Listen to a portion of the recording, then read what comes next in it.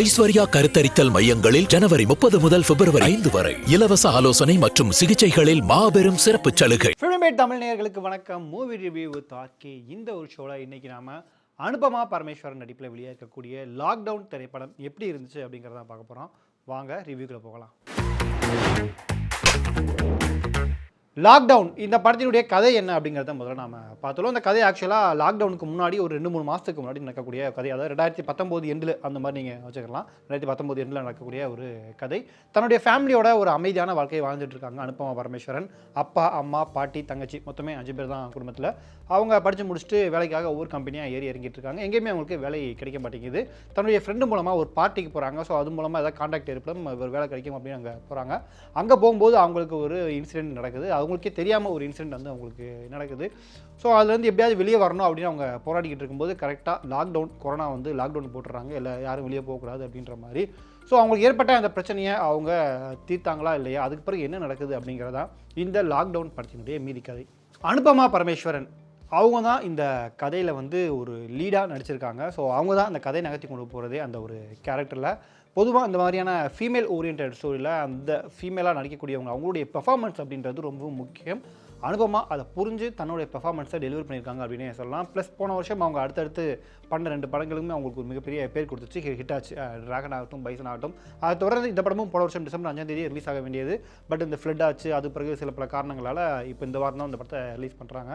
So அதை புரிஞ்சு அனுபமா தன்னுடைய பெர்ஃபார்மன்ஸை பயங்கரமாக டெலிவரி பண்ணியிருக்காங்க. ஏன்னா எல்லா ஃப்ரேம்லையுமே அவங்க இருப்பாங்க. படத்துடைய ஆரம்பத்துலேருந்து எண்டு வரைக்கும் அவங்களுடைய கேரக்டர் தான் டெலிவரி பண்ணிட்டே போயிட்டு இருக்கு. ஏன்னா அவங்களுக்கு என்ன ஆகுது, அதுக்கு பிறகு என்ன பண்ண போகிறாங்க, அந்த பதட்டமாகட்டும், வீட்டில் அந்த விஷயம் தெரியாமல் மறைக்கிறது, இது எப்படியாவது சரி செய்யணும் அப்படின்ட்டு போராடுறது, அந்த விரக்தி, அழுகை, எல்லா இடங்களையும் அனுபமா பயங்கரமாக ஸ்கோர் பண்ணியிருக்காங்க. கண்டிப்பாக இந்த படத்துக்காக அவங்களுக்கு விருது கிடைச்சாலும் நம்ம ஆச்சரியப்படுறதுல அந்த மாதிரி ஒரு பயங்கரமான ஒரு பெர்ஃபார்மன்ஸை கொடுத்துருக்காங்க.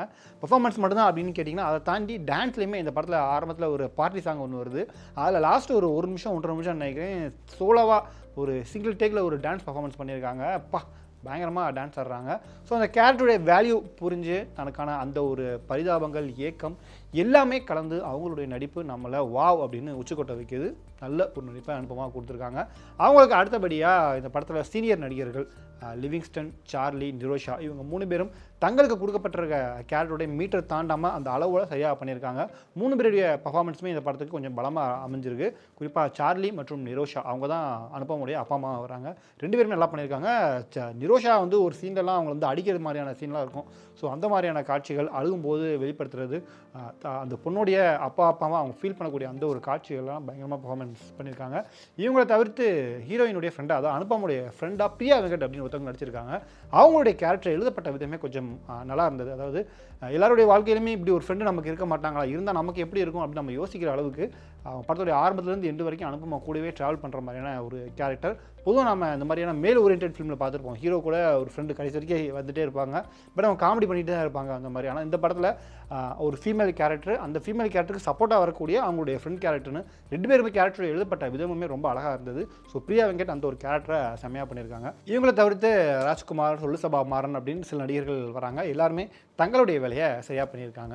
இயக்குனர் AR ஜீவா இந்த படத்தை டைரக்ட் பண்ணியிருக்காரு. இந்த படத்தினுடைய கதையை அவர் எழுதின விதமே ரொம்பவும் இன்ட்ரெஸ்டிங்காக இருந்தது. அதாவது ஒரு பிரச்சனை ஏற்படுது, அந்த பிரச்சனையிலேருந்து நம்ம ரிலீஸ் ஆகலாம் அப்படின்னு நம்ம போராடிக்கிட்டு இருக்கும்போது அதுக்குள்ளே இன்னொரு பிரச்சனையை கொண்டுட்டு போய் அடுத்தடுத்த பிரச்சனைகள் வந்து கடைசியில் அது தீர்ந்துச்சா இல்லையா அப்படின்னு ஒரு அழகான ஒரு கதையை அவர் கொண்டுட்டு போயிருக்காரு. அதுக்காக அவர் எழுதின ஸ்க்ரீன் பிளேவுமே கொஞ்சம் இன்ட்ரெஸ்ட்டாக இருந்தது. ஏன்னா படத்தினுடைய ஆரம்பத்துலேருந்து எண்டு வரைக்கும் ஓகே இது ஒன்று நடக்குது, இப்போ அவங்க வெளியே தப்பிச்சிருவாங்க அப்படின்னு நினைக்கும் போது அடுத்து இன்னொரு பிரச்சனை அப்படின்னு பிரச்சனை மேலே பிரச்சனையாக ஒவ்வொரு இன்சிடென்ட்டாக வந்துட்டு இருக்கும்போது என்னடா இப்படி எழுதியிருக்காங்க, பாவம் உண்மையிலே அனுப்பமா கேரக்டராக ரியல் லைஃப்பில் அந்த மாதிரி யாராச்சும் இருந்தாங்கன்னா உண்மையிலே அவங்க பாவம் அப்படின்னு நம்ம அனுதாபப்படுற அளவுக்கு அவர் எழுதியிருக்காரு.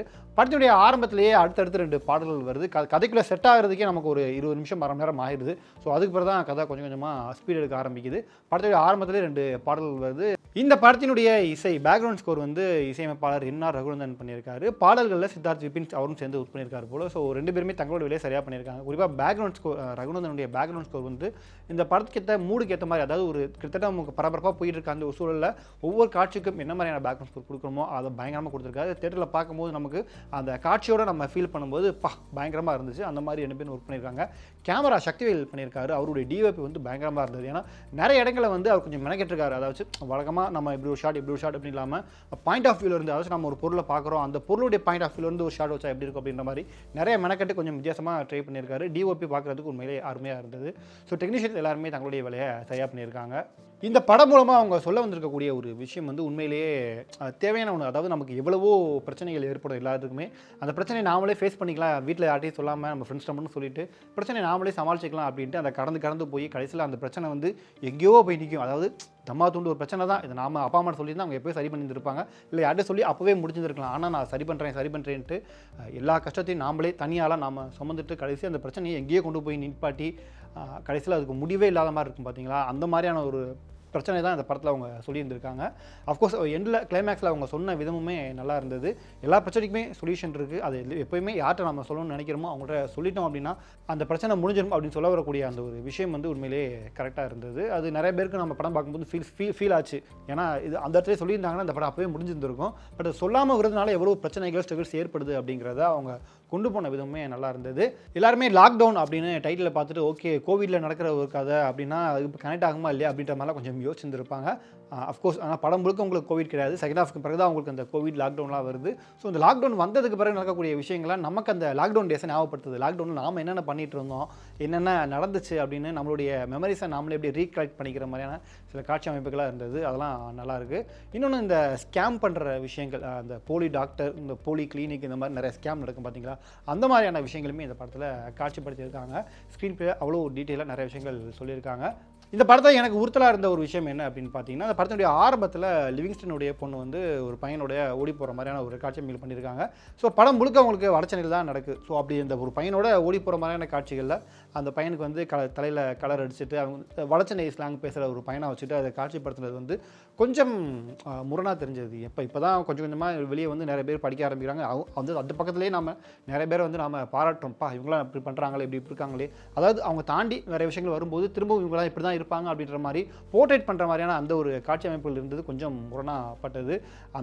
அந்த கேரக்டர் இல்லாமல் வேற ஒரு பையன் கூட ஓடி போகிறா அப்படின்னு சொல்லியிருந்தா கூட ஓகே ஏற்றுக்கிற மாதிரி இருந்திருக்கும். பட் கடைசி வரைக்கும் அதை ஜஸ்டிஃபை பண்ணாத மாதிரி அப்படியே விட்ட மாதிரி இருந்தது. இயக்குனர் அது வேணும்னு பண்ணாரான்னு தெரியல. பட் படம் பார்க்கும்போது நமக்கு இது எது பண்ணியிருக்காங்க, இது தப்பாக இருக்கே அப்படின்ற மாதிரி நமக்கு படம் பார்க்கும்போது தோணுது. படத்தினுடைய திரைக்கதை முதல் 20 நிமிஷம் ஆரம்பத்தில் சொன்ன மாதிரி கொஞ்சம் செட் பண்ண டைம் ஆகுது. அதுக்கு நடுவில் அடுத்தடுத்து 2 பாடல்கள் வேறு கொண்டு வந்துடுறாங்களா, அதெல்லாம் கொஞ்சம் ஸ்பீட் பிரேக் போட்ட மாதிரி இருந்துச்சு.